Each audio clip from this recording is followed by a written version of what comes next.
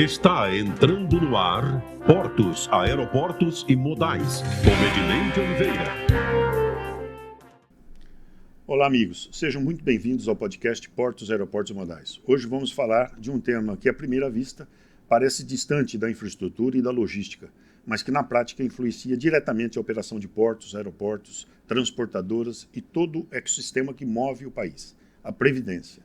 O setor logístico é intensivo em mão de obra, exposto a riscos, jornadas diferenciadas e atividades especiais, e entender como o INSS funciona e é muito importante. E nós temos aqui hoje um convidado especialista nessa área, que é o Dr. Eduardo Santana.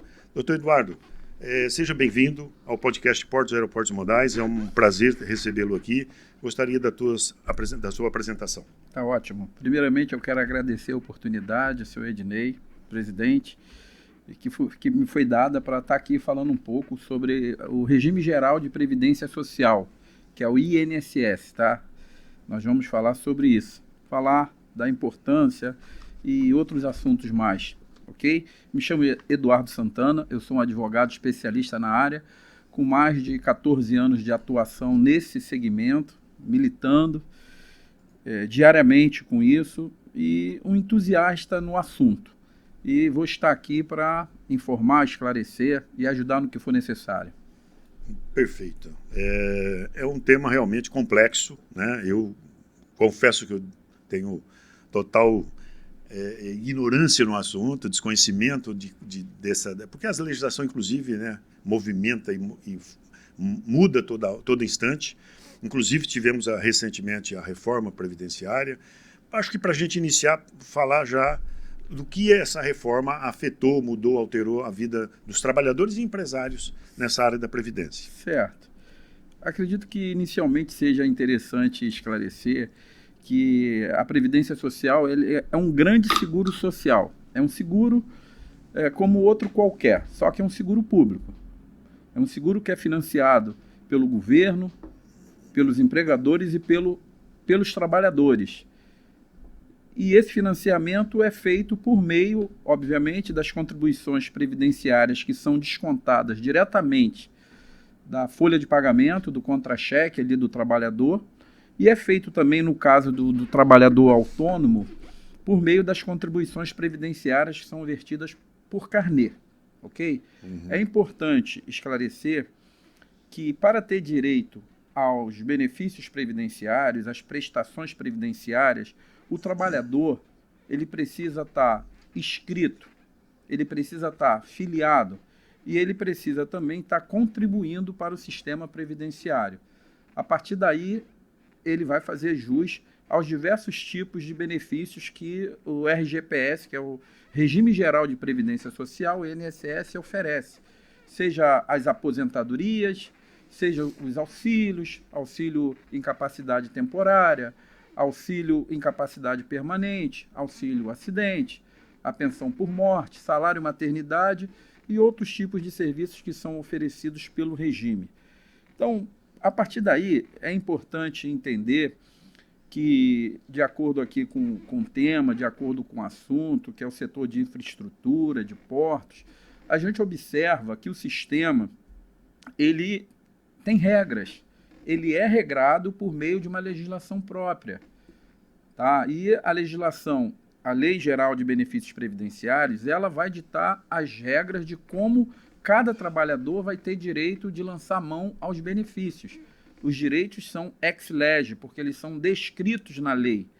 Então, você pode ter um trabalhador que trabalha num setor administrativo, com uma certa carga horária, ok? E eu posso ter um trabalhador de infraestrutura, que ele vai trabalhar num setor mais agressivo, mais insalubre, onde ele vai estar exposto a algum tipo de agente no seu dia a dia profissional. Obviamente que para esse trabalhador nós vamos observar também regras diferenciadas, no caso aí das aposentadorias, bem como na condução do processo, na apresentação de documentos e etc. Isso é algo extremamente importante dentro dessa relação segurado e INSS, ok? Se tratando de reforma da Previdência, é importante esclarecer que a legislação previdenciária é uma legislação que trata de uma vida. Porque uma pessoa, para se aposentar, um homem, ele teria que ter aí seus 35 anos de tempo de contribuição, numa regra normal, tá? Então, se eu pego 35 anos, eu vou ter legislação atual, ok? Que é agora a que foi modificada por conta da reforma da Previdência, e eu tenho as legislações anteriores, que obviamente que lá atrás a coisa era tratada de uma outra forma. Então, dentro do mundo jurídico, nós temos algo chamado tempo rege acto, que a lei que rege o fato gerador é a lei de regência da época em que o fato se deu. Então, lidar com previdência não é algo muito simples, justamente por causa desse detalhe de você ter que entender a legislação toda. Não adianta só entender agora. Seriam direitos adquiridos. Adquiridos. A gente diz que isso é patrimônio do trabalhador. Perfeito. E isso ainda pode ser modificado, porque o judiciário ele é dinâmico. A sociedade ela é dinâmica. E aquilo que a gente percebe também é que a mudança na legislação ela é de acordo com a ideologia política que às vezes está no momento no governo. Também, né, o trabalhador, de uma maneira em geral, ele é atingido por diversas situações. Quando a gente fala de previdência, aí eu não vou nem falar de previdência do Brasil, vou falar de previdências. A sociedade, de uma maneira em geral, o mundo, de uma maneira em geral, ele passa por uma certa transformação. Não é só aqui. E essa transformação, ela modificou completamente o cenário mundial. Eu vou explicar. Quando iniciou toda essa discussão, quando nasceu a Previdência, nós tínhamos um cenário relacionado à expectativa de vida. A pessoa vivia menos. Isso. Nós não tínhamos o avanço tecnológico e o avanço na medicina que nós temos hoje. Nós não tínhamos a questão da natalidade como nós temos hoje. Então, nós tínhamos uma situação lá atrás que a pessoa vivia menos, fazia-se mais filhos, obviamente, e o mercado de trabalho era diferente. E com o passar do tempo, isso mudou. Então, nós temos aí hoje a pessoa vivendo mais, por questões da tecnologia, da área da saúde, etc. Nós temos o mercado de trabalho modificado, entrando uma quantidade menor de pessoas no mercado de trabalho. O sistema do Brasil é um sistema de repartição. Então, quem está trabalhando hoje, está trabalhando para financiar quem está aposentado. E aí tem só para um corte nisso, que eu acho que essa partição, esse financiamento, porque o dinheiro não cai do céu. Sim, com certeza. Ele é descontado tanto do trabalhador quanto do empregado. Certo. Não é isso? Só que nós temos aí agora, como o senhor disse, a redução de ofertas de emprego. Nós temos o Bolsa Família, que afastou muitas pessoas do trabalho formal, que poderia ter a contribuição. Esse pessoal não contribui. Não. Eles só recebem. Então, quem é que está financiando tudo isso? E aí a conta, de repente, fica difícil fechar. Assim, é complicado, né? Quando a gente trata de previdência social, a previdência social ela faz parte de um segmento dentro da Seguridade Social. Então, a Seguridade Social ela vai prever aí, está na Constituição, a garantia aí aos brasileiros em relação à parte de cuidado de saúde com o SUS. Nós temos aí a parte assistencial, tá? Com o Ministério da Assistência Social e a parte da Previdência. A coisa ela é bem separada. Então, assim, nós temos verbas distintas para cada segmento. O dinheiro é carimbado. O dinheiro da Previdência vem para um cofre, o dinheiro do outro vai para o outro. A questão ainda não é por aí, sabe? A questão é o efeito que o Bolsa Família pode trazer. O governo entendeu que tinha que dar, então eu não vou entrar nesses méritos, porque realmente é uma questão política. Mas a gente percebe claramente o fato aí da pessoa não querer trabalhar e ficar encostado ali. Enquanto está podendo receber, ele vai receber. Por isso que existe até uma sugestão de que é o seguinte, ganha o Bolsa Família até 2 anos e depois, nesse tempo, ela tem que encaixar em alguma função. Exato. Aí eu acredito que o governo, o Congresso, ele tenha que se movimentar para avaliar isso melhor. Até porque nós tivemos uma reforma da Previdência recentemente, que trabalhou esses aspectos que eu acabei de colocar, esse movimento, tudo em cima disso que eu estou falando, tá? Então, se havia uma necessidade já de se organizar melhor, prevendo aí rombos maiores, uma reorganização da coisa, mas para mim está muito claro que a qualquer momento vai ter outra. Nós já tivemos uma que modificou muito, muito mesmo. Eu vou me dar como exemplo, eu trabalho desde os 16 anos de idade, eu tenho 58, então há muito tempo eu trabalho, mas eu vou me aposentar com 65 anos de idade. Antes da reforma, não havia idade mínima para aposentadoria. Você atingia o 35 tempo previsto anos, e se aposentava. Você atingia 35 anos de tempo de trabalho e contribuição, um homem, e 30 a pessoa do sexo feminino, a mulher, independentemente da idade, ela aposentava. Então, você poderia pegar uma pessoa que iniciou a sua vida laboral... Com 20 anos. Exatamente, e aposentar ali os 55, seus... 53 anos ela está aposentada. Olha, dificilmente você vai conseguir isso hoje. A reforma da Previdência, ela trouxe algumas regras que nós chamamos regra de transição, regras transitórias, e essas regras, elas vieram para oportunizar as pessoas que já estavam no sistema, inscritas no sistema anteriormente, a possibilidade de não precisar de ter que aguardar até os 65 anos. Mas ainda assim, existem critérios, tudo precisa ser analisado. Então, vamos imaginar que hoje nós tenhamos aí umas 5 regras. Tá? Então, numa possível análise de aposentadoria, o especialista, o advogado, ele precisa identificar qual é a melhor oportunidade para o segurado, para o cliente dele. Até porque isso também vai ter um impacto na renda que ele vai receber a partir da sua aposentadoria. Então, se a ideia do governo é atrasar o recebimento, o jubilamento ali do trabalhador, quanto mais tarde ele aposenta, maior fica a renda. Eu posso aposentar um pouco mais cedo, se a legislação me permitir, mas certamente o valor mensal que eu receber do meu benefício, ele será menor. Então, existem muitos detalhes em relação a essa parte. A reforma da Previdência, como eu acabei de falar, ela inovou aqui no Brasil ao incluir a idade mínima de 65 anos para a pessoa do sexo feminino e 62 anos a pessoa do sexo, 65 do sexo masculino e 62 do sexo feminino para as aposentadorias. Então, isso aí foi uma novidade que não existia. E com isso também nós tivemos uma série de outras coisas, a redução no percentil da pensão por morte. Anteriormente à reforma, a viúva ela recebia 100% do valor da renda que um segurado já aposentado recebia, ou seja, você está aposentado recebendo 3 mil, faleceu, a viúva iria receber 3 mil. Se essa viúva tivesse se o falecido tivesse outros dependentes, isso aí seria dividido em partes iguais, tá? A partir da reforma, mudou-se. A gente começa com 50% do que a pessoa recebia, mais 10% por dependente. Então, uma pessoa que recebia 3 mil, a gente vai lá, tem uma viúva, 50%, R$ 1.500, mais 10%. Ela vai receber 60% do que a pessoa recebia. Isso também foi uma outra coisa que trouxe um impacto questionável, mas que também já foi debatido no STF, e o STF reconheceu a legalidade desse tipo de situação. Se não reconhece, a conta não fecha. E como que vai pagar? Né? Eu acho que essa conta ainda não está fechando, e a gente, como o senhor disse, a gente vai ter que fazer algum ajuste ainda, porque senão, hoje, a questão do Bolsa Família, eu acho que é uma coisa que afeta muito, porque tem pessoas hoje que você oferece trabalho e ela não quer.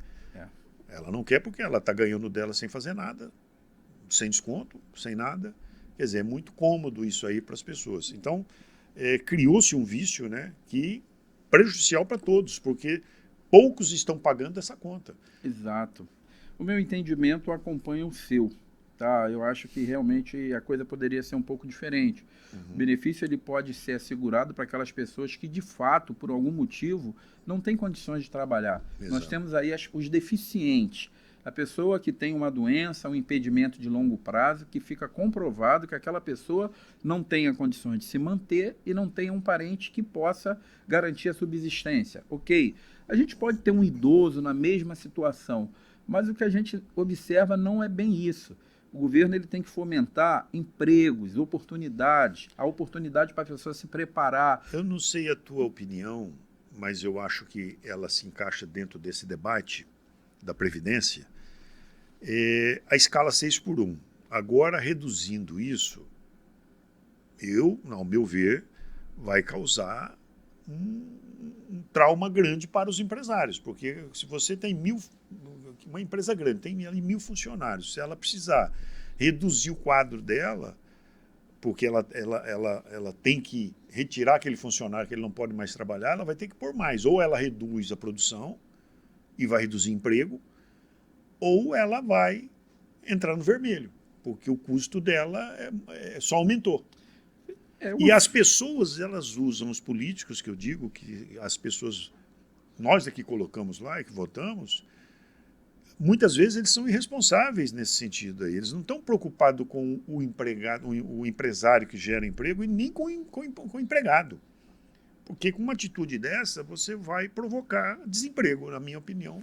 Seria um caos até para a Previdência depois, porque essa conta não vai fechar. Não, com certeza. Eu acho que qualquer coisa que dificulte aí o desenvolvimento do país em relação aí a postos de emprego ou a viabilidade de um empresário ter condições de se manter e manter a empresa dele funcionando para garantir esses postos de trabalho, é muito complicado. Isso tem que ser bem analisado, isso tem que ser muito discutido e tem que ser visto aí com lupa para ver qual vai ser o efeito disso, e o tiro não sai pela culatra. Uhum. Então, é um assunto denso, está sendo discutido. Eu, particularmente, espero que isso seja resolvido da melhor forma possível.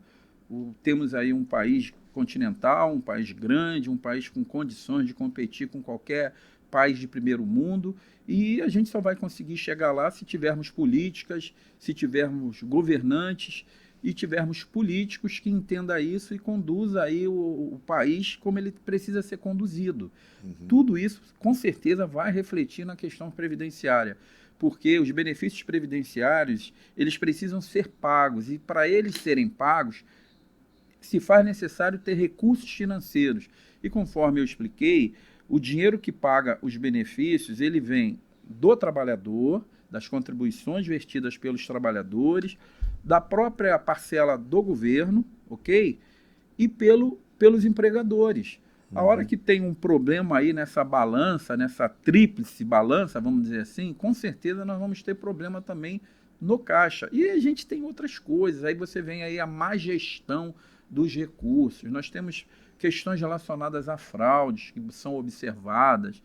Enfim, a gente tem que torcer para que a coisa possa transcorrer de uma melhor maneira possível, porque eu, particularmente, quero me aposentar aos 65 anos. Uhum. Se eu trabalhei e venho contribuindo durante todo esse período, eu gostaria muito de poder me aposentar. E, sinceramente, eu não sei como isso vai ser daqui a alguns anos. Daqui a alguns anos. Eu, como um especialista na área, venho fazendo consultoria. Nós fazemos aí a consultoria previdenciária, onde nós oferecemos um estudo, uma orientação para os profissionais liberais, para médicos, para dentistas, para engenheiros, as pessoas que estão começando no mercado de trabalho agora. A gente sempre fala, o ideal é que você faça aí um investimento numa previdência privada, tá? Que é um investimento que você vai fazer, que você mesmo vai administrar, que ele não vai ser repartido, que lá na frente você vai poder decidir o que você vai fazer com ele. Não deixe de participar da Previdência Oficial. Mas esse aí a gente sabe que lá na frente ou você vai juntar um pacote de dinheiro e vai lançar a mão nele, ou você vai transformar aquilo ali em renda. Nesse caso, essa privada, a previdência privada, ela não seria o caminho correto para as pessoas se aposentarem, não jogar isso para o governo? A iniciativa privada cuidar disso, a pessoa, cada um recolhe a tua previdência, como é nos Estados Unidos? Olha, eu sinceramente, eu não posso afirmar que esse seja o modelo, porque aonde eu vi isso acontecer, a situação não está boa para o trabalhador, que foi no Chile, tá? Uhum. Então, hoje, o que você tem lá do Chile em relação ao que foi feito há anos atrás, não vem aí uma informação boa da vida desses trabalhadores, porque, na verdade, a situação ela é muito complicada, porque o trabalhador de hoje, que está com 35 anos, ele foi o cara que construiu o Brasil, foi o cara que trabalhou para o Brasil chegar onde chegou. E é muito triste você observar, como muitas vezes eu observo, que o cara vai chegar aqui numa situação muito deplorável, de ter que viver com um salário mínimo, quando na verdade deveria ser mais do que aquilo e ele não poder receber aquilo ali por conta dos problemas que nós observamos. Porque é muito simples, é arrecadação. O trabalhador ele não pede favor ao governo, ele contribuiu e precisa se aposentar. É um direito adquirido. É um direito que ele tenha, exatamente.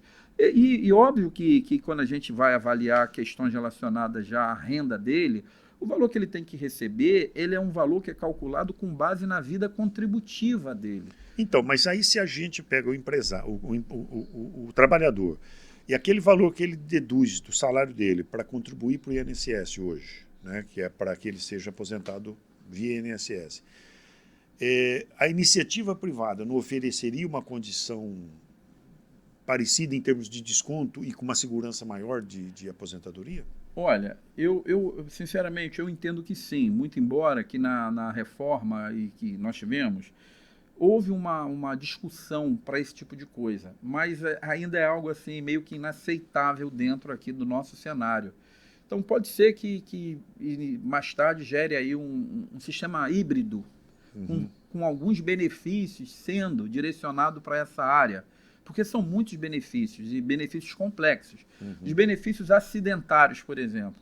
Eu entendo que os benefícios acidentários relacionados, por exemplo, a acidente de trabalho, isso deveria ser administrado por seguradoras privadas. Por quê? Porque você tem várias situações relacionadas ao acidente. Você tem aí o pagamento temporário, que é o período em que a pessoa está se recuperando de um acidente que ele possa ter sofrido. E eu estou falando acidente de trabalho, que a gente fala acidente típico. Ele aconteceu dentro da empresa, ele aconteceu indo ou voltando da empresa, tá? E isso tem desdobramento, porque dependendo do que ocorrer ali, o cara pode morrer, o cara pode ter um comprometimento, uma redução funcional para o resto da vida. Você está entendendo? Eu entendo que tem alguns benefícios que ficariam muito melhor ser administrado por eles por questões técnicas, pelo fato de serem empresas que teriam condição melhor de avaliar. Sabe, o INSS ele é muito grande. O INSS hoje tem poucos servidores. Hoje eles estão informatizando tudo, inteligência artificial, isso e aquilo. Recentemente nós tivemos, até comentávamos antes de entrar aqui, no estúdio, um médico especialista que foi ao INSS reclamar com os funcionários porque negaram o laudo que ele tinha dado. Ele é especialista. E o pessoal que não é especialista, que é um funcionário, simplesmente negou aquilo. Então, a palavra de um especialista, de um médico, foi contestada ali por um funcionário que não tem a qualificação para isso. E isso mostra como nós estamos com um sistema deteriorado. Bom, vamos lá, em relação a isso, né, que isso aí teve uma repercussão bem grande, acho que cabe fazer uma observação para que as pessoas elas compreendam como as coisas funcionam dentro da Previdência Social do INSS. A primeira coisa que o trabalhador precisa saber é que existe uma diferença entre doença e incapacidade. Eu vou dar um exemplo. Eu sou diabético e eu sou hipertenso. Então, quando eu saio de casa, todos os dias, na parte da manhã, eu tomo a minha medicação contínua para hipertensão e tomo a minha medicação para diabetes. E quando eu volto, eu tomo a minha para diabetes novamente. Então, o fato de eu ter a diabetes e a hipertensão ainda não me trouxe uma incapacidade. Então, eu sou um doente que posso trabalhar. Tem uma doença, mas não é incapaz. Agora, quando a doença ela gera a incapacidade, que tira a condição do segurado de exercer suas atividades laborais, aí é que vai entrar o INSS tendo que assegurar o direito do trabalhador. Até aí tudo bem.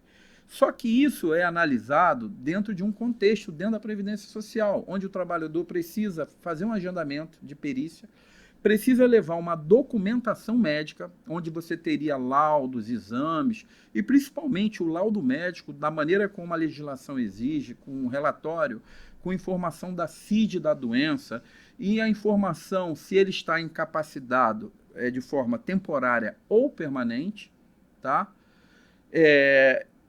E qual é o período que ele vai precisar ficar afastado. Só que esse laudo vai ser dado pelo especialista do segurado. Então, o médico assistencialista é o médico que está fazendo um acompanhamento, é o médico que está tratando de mim.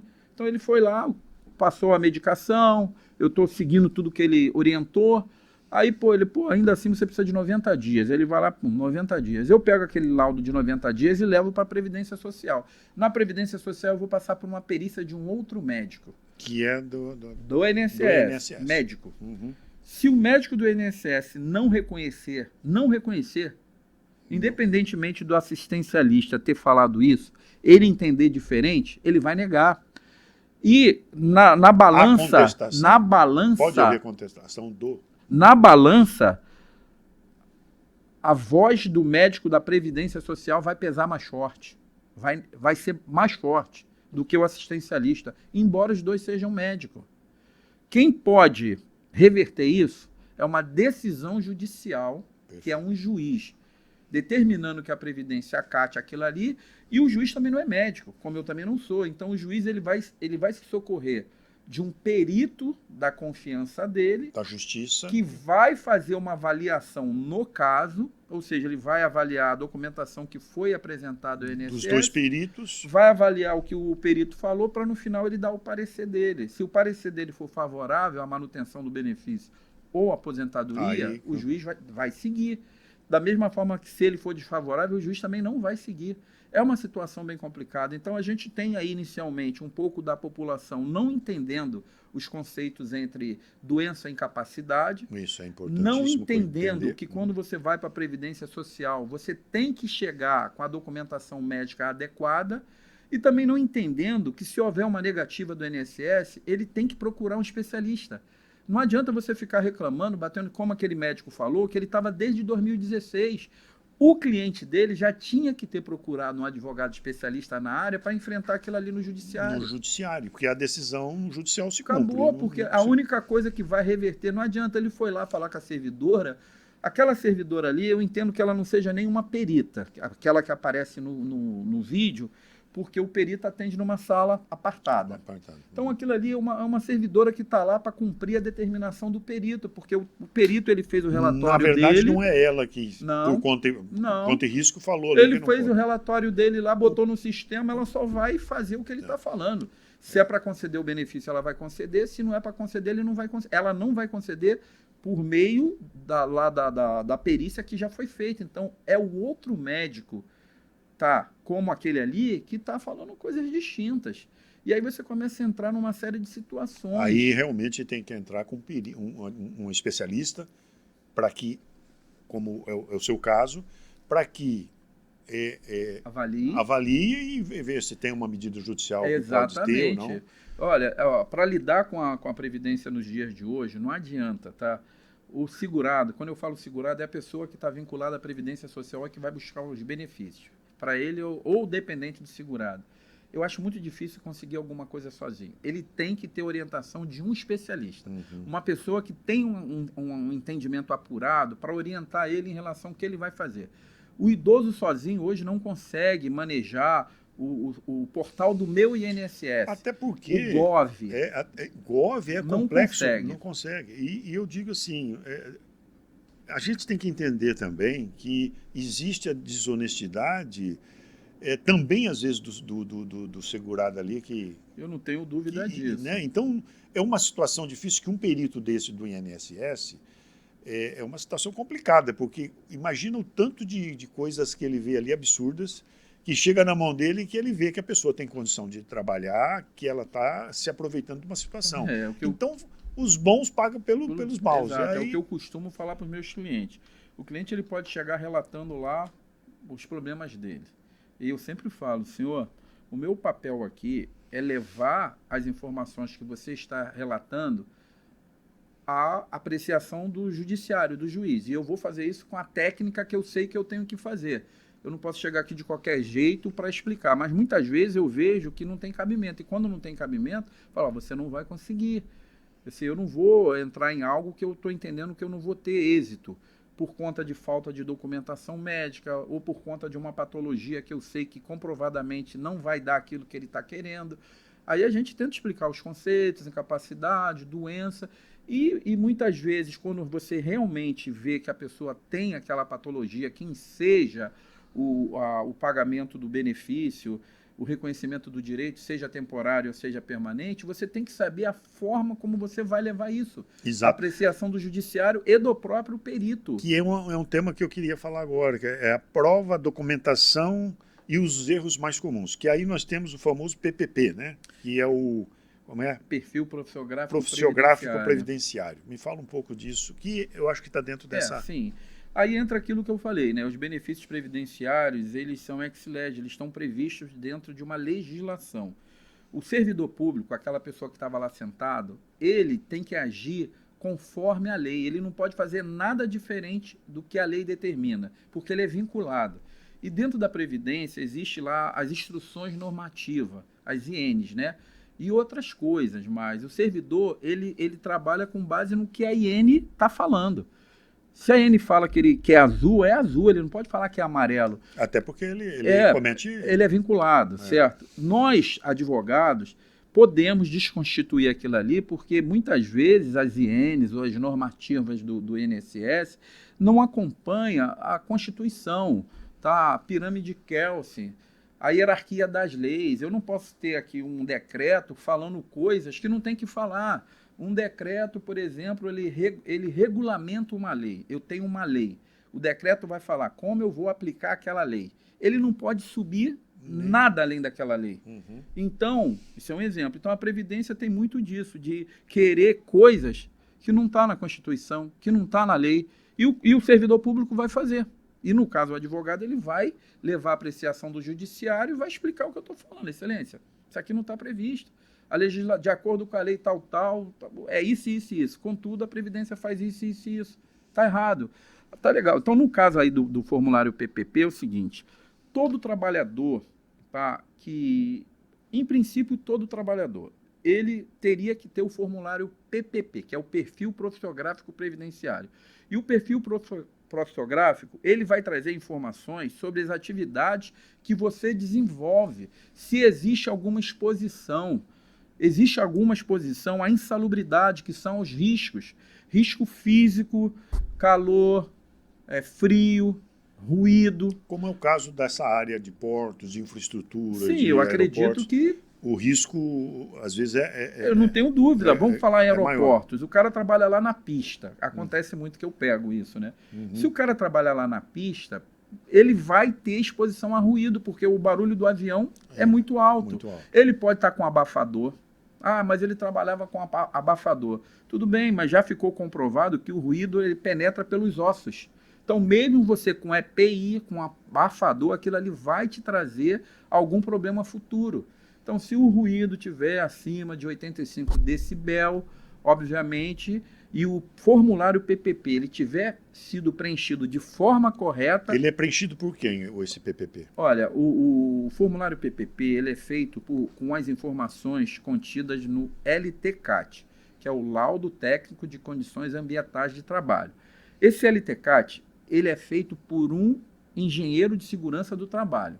Então, o engenheiro de segurança do trabalho ele vai passar na empresa, ele vai fazer as medições, ele vai analisar todo o ambiente de trabalho, tá? Ele vai providenciar um laudo e vai deixar esse laudo na empresa. Com esse laudo dentro da empresa, o RH vai tirar informações do laudo e vai levar para o PPP. Aí, dependendo de onde o setor que o trabalhador esteja, o obreiro esteja trabalhando, ele vai arrancar a informação e vai lançar lá. Nesse setor, explica, trabalhava na pista, tal, horário tal, exposto a ruído... Ponto, vai botar lá. Se esse RH não for leal, por exemplo, com essas informações ali? Olha, eu trabalho com isso há muito tempo. Aí é o judiciário. E um dos maiores problemas que nós temos, ou é o trabalhador que saiu da empresa e a empresa não deu o formulário PPP, não entregou, tá? Ela é obrigada a entregar. Ela deveria fazer, ela não fez. Isso é uma obrigação que ela teria que ter feito. Ou o PPP está errado. Tá?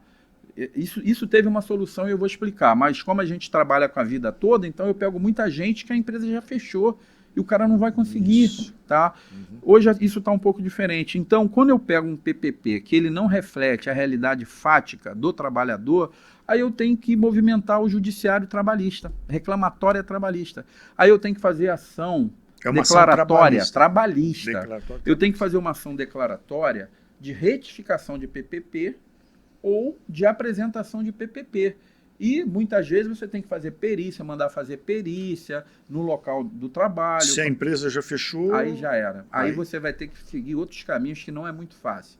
É PPP emprestado, então, tentar uma perícia numa empresa o semelhante. Empregado, é importante esse esclarecimento, porque o empregado ter essa noção, esse conhecimento, para ele poder exigir Sim. da empresa. Se ele vê que a empresa está fechando, vai fechar tudo, ele Pede exige PPP, rápido. que ele pode pedir a qualquer momento. Agora, veja só, nós tivemos uma mudança.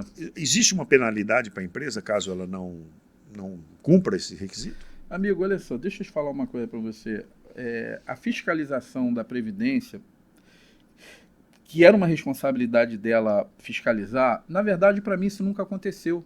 Porque, veja bem, o trabalhador, quando ele está exposto a um agente insalubre, tá? Ele vai aposentar de forma antecipada. Tem trabalhador que aposenta com 25 anos, tá? E o tempo normal seria 35. Se ele vai aposentar com um tempo menor, a contribuição previdenciária da empresa ela tem que ser agravada, correto? Então, o formulário PPP tem que vir a informação lá do código da exposição, que com o código da exposição você tem uma contribuição previdenciária maior do que uma outra pessoa que não trabalha. O cara que vai trabalhar aposentar com 35 é uma coisa, o cara de 25 é outra. Então, ao longo de todo esse período aí, a empresa normalmente fazia o que queria, porque não havia fiscalização. E o INSS sentava, porque depois a gente provava ali que houve a exposição, a empresa pagando ou não pagando, a Previdência tinha que aposentar ele no tempo certo dele. O que acontece? Hoje está diferente, tá? Por quê? Porque o governo mudou o sistema GFIP, CFIP, e o formulário PPP ele está dentro do sistema do governo. Então, hoje, não tem como uma empresa não apresentar um PPP. Ela tem que ter o PPP. Ela é obrigada. Ela é obrigada. Eu estava no meu escritório, eu tenho uma empresa, tá? Que é o escritório de advocacia. Chegou lá o técnico de segurança do trabalho. Não, eu vim aqui porque o contador pediu que eu viesse para fazer uma avaliação no ambiente de trabalho. Eu falei, mas como assim? Senão, porque agora é obrigatório. Qual é o risco que existe aqui? O risco é o ar-condicionado. Aí o cara mediu lá, risco ergométrico, porque o trabalho é sentado. As cadeiras, tá vendo? O calor não tem, então tudo bem. Então, na minha informação, provavelmente, que eu pago também a taxa lá, a tarifa, eu vou ter uma tarifa mínima. Mas a indústria, os locais em que a exposição à insalubridade é maior, que seja o risco físico, ruído, calor, frio, risco biológico, hospitais, vírus, fungos, bactérias, risco químico, que são os produtos manuseados no dia a dia do trabalhador. Isso é muito sério, porque, por exemplo, o contador que encaminhou esse perito, esse técnico de trabalho, para fazer essa avaliação. Mas a gente não nota contadores mandando para as empresas. Não, a minha empresa é uma empresa pequena, né? Se comparado a uma grande indústria. Então, uma grande indústria, ela vai ter um departamento de RH e o RH segurança de trabalho. O RH sabe que nós temos as obrigações acessórias. E dentro das obrigações acessórias, ele vai ter que fazer tudo que o governo e a legislação trabalhista determina. O PPRA, PCMSO, os programas, todos os programas de prevenção de acidente de trabalho. Mas essa é a grande e média empresa. Agora, a pequena, que é a grande maioria. Olha, eu acho que hoje, pelo que eu estou entendendo, ela realmente vai ter, porque é sistêmico, tá? Então, vai ter que ter alguém lá, isso está no sistema. Agora, eu vou te falar o que eu estou vendo, tá? O que eu estou vendo, que quando eu peço um PPP já novo, que, se salvo engano, esse PPP dá para tirar até pelo Gov, o trabalhador consegue, então ele não precisa mais ficar em cima da empresa. Se eu não me engano, isso é de 23 para cá. Quando você vai pegar a proficiografia que eles informam lá, não tem nada a ver com o que o cara faz de fato. Então, o pessoal ainda está dando um jeito, jeitinho brasileiro. É o jeitinho brasileiro. Eu acho o prejudicado é o empregado. É o empregado.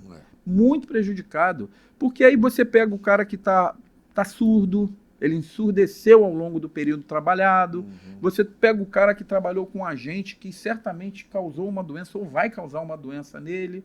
E toda essa questão relacionada à insalubridade, à redução de tempo de trabalho, ela visa isso, preservar o trabalhador. Exato. Então, essa turma aí que você está falando, a turma da infraestrutura, portuária, aeroviário, eles estão todas relacionadas a essas questões. E digo mais para você, esses aí precisam arrumar bons advogados, bons profissionais. Transportadoras, né? Transportadoras também, porque para lidar com esse tipo de coisa, não é fácil. Não é fácil. Fazer uma leitura de formulário PPP, por exemplo, é impressionante, porque a legislação ela altera muito. E se a parte lá de RH, segurança do trabalho, técnico, eles não tiverem atualizado, vem muito erro. Doutor Eduardo, mas aí a gente tem exatamente aquele problema. Como que um trabalhador, um simples trabalhador, ele vai constituir um advogado? Que custa? Olha, para ele fazer isso. Assim, Então a gente começa a ver as injustiças. As injustiças, exatamente. Aí seria uma questão aí do governo ter uma fiscalização maior, porque isso gera impacto financeiro, conforme eu falei. Se aquela atividade ela é mais agressiva, se aquela atividade é uma atividade... Vai causar um rombo maior para o governo. Vai causar um rombo maior, um peso maior. Então, assim... Porque o risco dele ter uma invalidez ali por acidente de trabalho é grande. Você tem as questões relacionadas a acidente de trabalho, você tem questões relacionadas à aposentadoria. É óbvio que a Previdência ela não é boba, pelo menos na parte de acidente. Em caso de acidente de trabalho, ela cobra a empresa. Então, se ela sofreu um prejuízo decorrente de um acidente de trabalho, por conta de algum furo da empresa, a empresa ela não agiu com certeza que vai ter um processo NTEP, que é o nexo de causalidade, que se ela identificar a empresa errou, empresa morreu, olha o custo que eu vou ter com ele, 700 mil, que é a pensão que eu vou pagar, a empresa vai ter que se virar e pagar. Isso acontece. E se ela não conseguir, prejuízo não, se não conseguir, porque a empresa também constitui um advogado, e por meio do advogado, o advogado vai... Aí a União paga. Não, paga porque é o valor que se paga num contexto geral. Como que o profissional pode se proteger em relação a essas empresas, essa situação? O que se orienta que ele faça? Por exemplo, ele está trabalhando, então que ele fique atento, que ele já questione a empresa, tem o PPP. Não, eu acho que não precisa ele deveria questionar fazer? A empresa, porque isso é muito delicado, né? Porque às ele vezes está pego o trabalhador e o trabalhador fala, pô, doutor, Imagina, se eu mexer com isso, eles vão me mandar embora. Mas é o mesmo. Aí eu falo, cara, vai tocando aí, porque eu não tenho como resolver isso de forma diferente. Eu vou ter que pedir uma perícia no local de trabalho para que essa perícia constate quais eram as condições do ambiente que você trabalhava. A gente pega isso toda hora, é complicado, muito complicado, trabalhoso.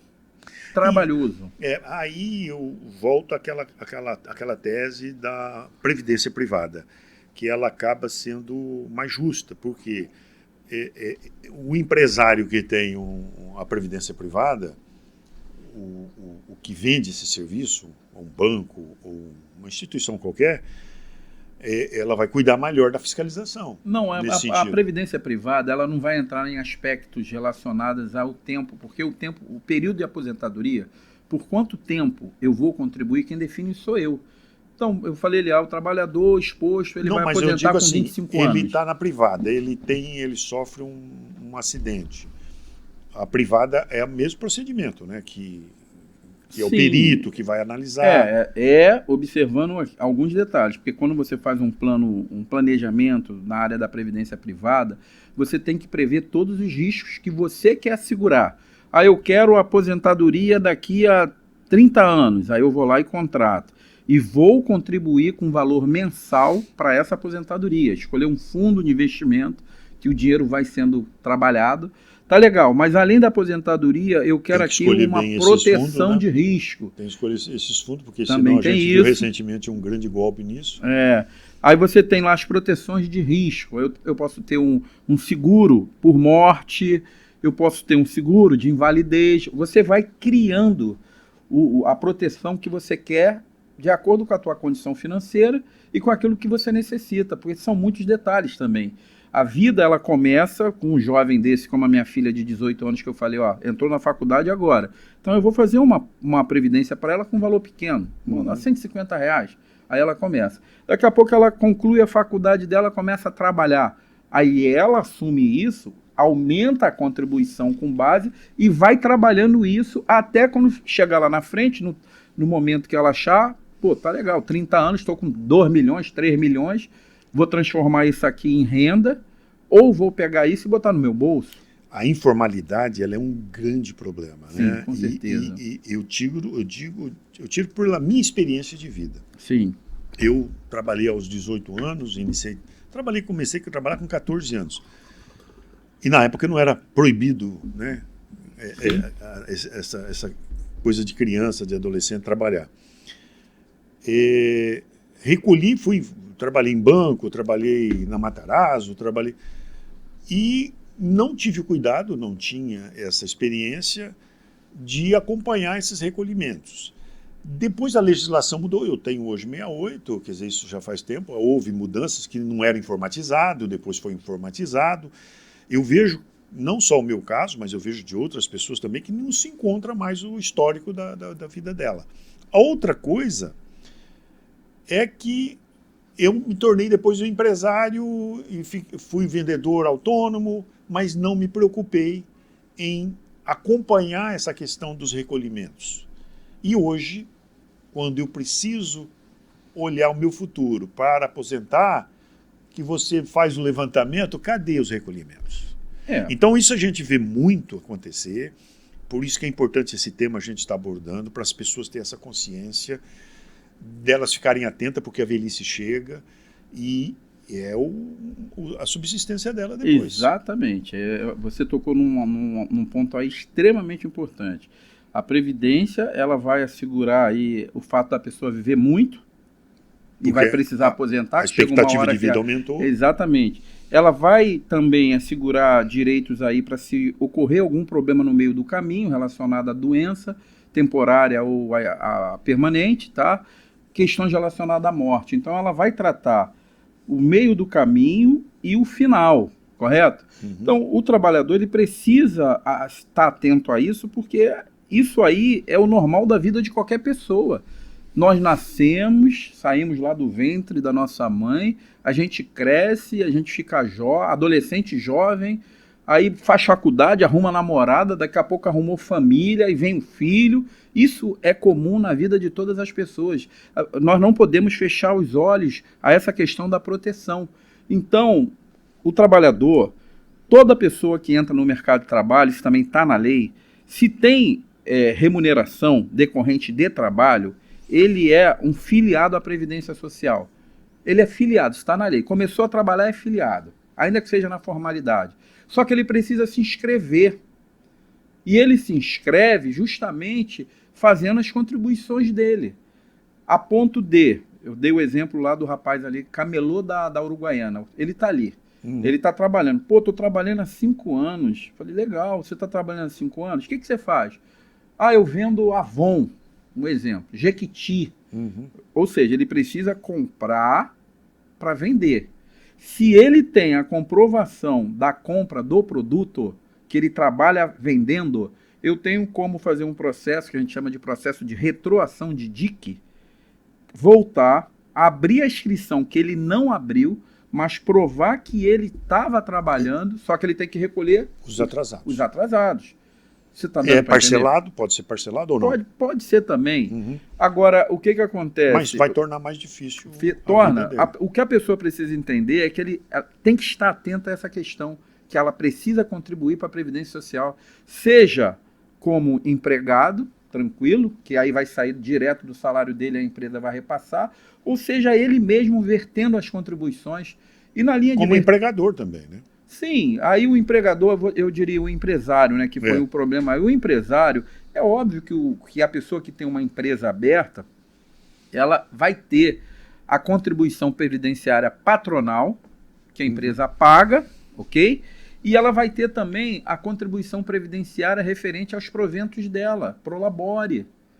Perfeito. Então, a pessoa tem que estar ligada junto ao contador, está pagando, não está pagando, como é que está isso, tem que enxergar. O que você levantou aqui em relação a assumir, a gente tem que sempre pesquisar para ver o que aconteceu. A Previdência é de uma vida. Então, nós tivemos períodos dentro da Previdência que a prova era feita por meio documental. Ah, eu trabalhei, cadê a carteira? Ah, eu extraviei. O advogado, o profissional, ele vai ter que se virar nos 30 para tentar localizar.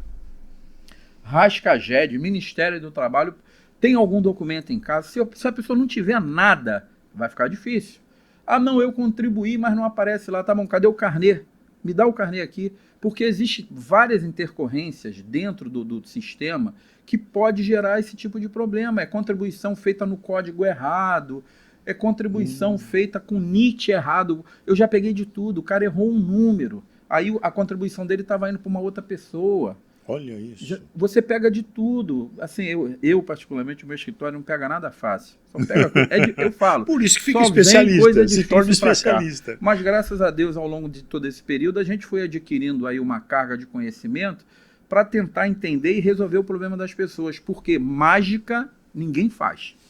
Se dá, amigo, vai dar para resolver. Vai dar trabalho, mas se não der também, eu vou falar, não tem jeito. Errou lá atrás, não vai dar para consertar agora.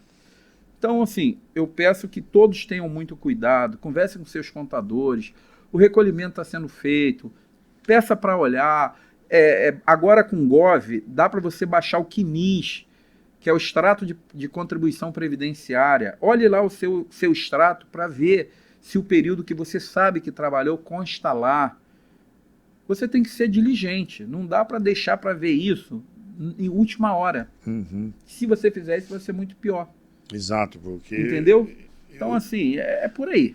Exato. As empresas, no caso do empresário, quais as ações que ele tem que, por exemplo, fazer para que ele se proteja dessa situação? Quais as ações mais indicadas, recomendadas para o empresário? Olha, o empresário... Principalmente, como a gente está falando do setor de infraestrutura, logística, né? Obviamente que ela pode, qualquer empresário, mas... se puder dar um enfoque mais para essa área, seria interessante. A orientação para o empresário não é diferente da orientação aí para um trabalhador autônomo ou para um prestador de serviço. Você tem que ser diligente.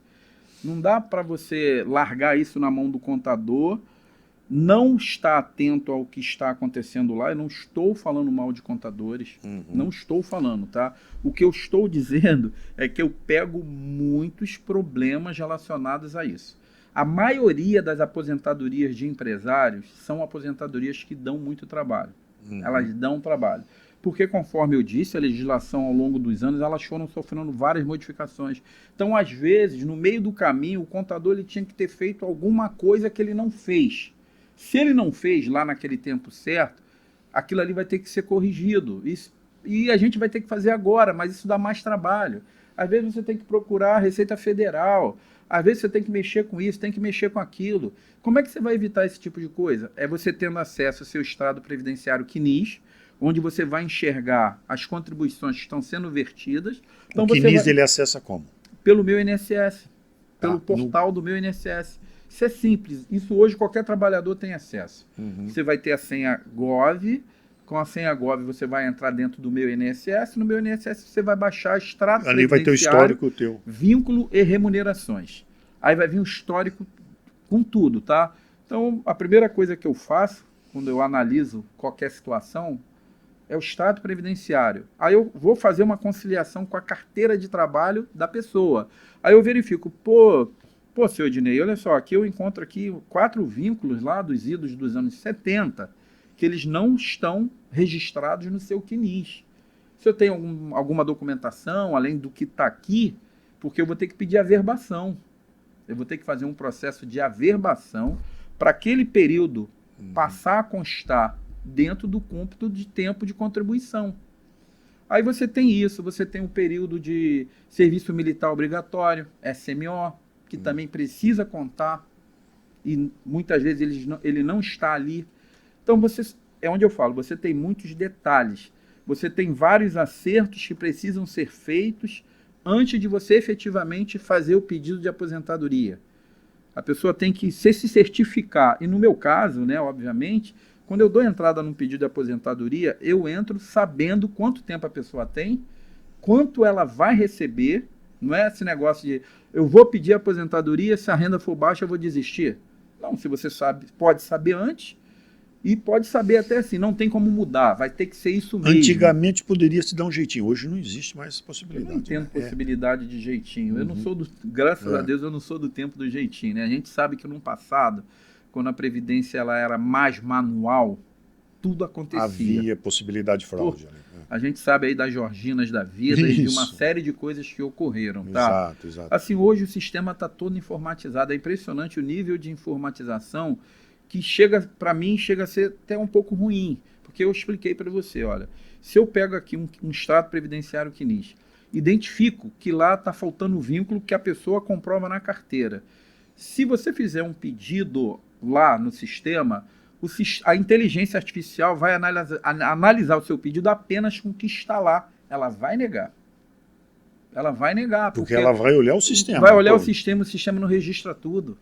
Assim, o meu escritório ele é credenciado. Eu sou um advogado credenciado junto por meio de um acordo de cooperação entre a OAB e o INSS. Perfeito. Então, na verdade, quando o meu escritório faz um requerimento, eu praticamente já fiz todo o trabalho lá para o cara lá.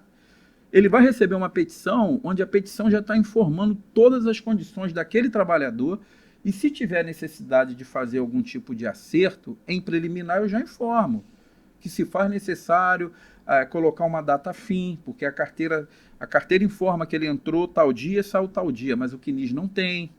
E isso traz uma credibilidade do teu trabalho, porque o funcionário que vai analisar isso, ele sabe que quando vem do teu escritório, já foi feito, e geralmente já é feito todo um levantamento. Eu costumo falar isso com a minha equipe, né?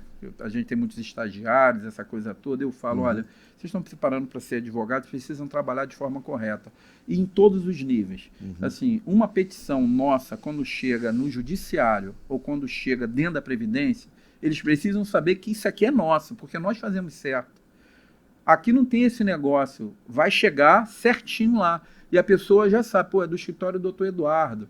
Você pode ter uma questão controversa que seja mais complicada, uma discussão de insalubridade, que a gente vai ter que tratar isso ou aquilo, e enfim, tá? Mas, no geral, o direito é ex lege, que se fala uma aposentadoria por idade, 65 anos, idade, 15 anos de tempo de contribuição. Se tem isso, tem que aposentar. É o mínimo. É o mínimo, esse é o mínimo. Anos. Se tem isso, tem que aposentar. Agora, é óbvio que eu tenho que olhar por dentro lá do sistema para verificar se todas aquelas contribuições elas vão ser convalidadas. Porque aí você começa a ter os problemas. Pô, olha só, pagou no código errado.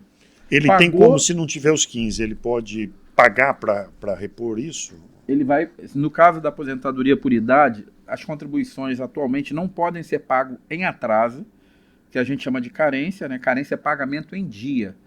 Então, tem que ser pago uma atrás da outra. Está faltando 5 anos, tá bom, então você vai pagar 5 anos para frente. Não vai poder pagar para trás. Isso. Antigamente podia, né? Não é que não possa. Quando a aposentadoria por idade, não pode.